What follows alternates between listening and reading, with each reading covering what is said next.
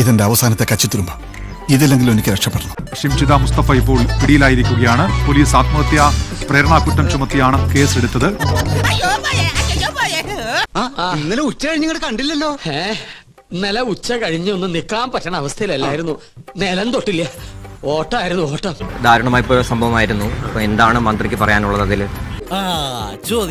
ഞാൻ ടി വിയിലൂടെ കണ്ട ആ റീൽസിൽ, ഞാൻ റീൽസ് കണ്ടില്ല, ആ ടി വിയിലൂടെ കണ്ടതേ ഉള്ളൂ. ടി വി കൂടെ കണ്ട ഭാഗത്തിൽ ആ മനുഷ്യനിൽ നിന്ന് യാതൊരു തെറ്റും ഉണ്ടായതായി ഞാൻ കാണുന്നില്ല.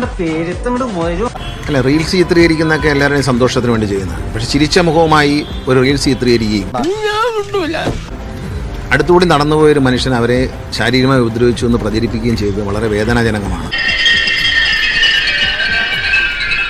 അതിപ്പോൾ എല്ലായിടും സംഭവിക്കുന്നില്ല, ഏത് ആൾക്കൂട്ടത്തിൽ സംഭവിക്കും. നമ്മൾ അമ്പലങ്ങളിലൊക്കെ പോകുന്ന ഉത്സവം എന്നൊക്കെ പറഞ്ഞ് ഭയങ്കര ക്യൂവിൽ നിന്ന് തള്ളുമ്പോൾ അങ്ങനെയൊക്കെ റീൽസ് എടുത്താലും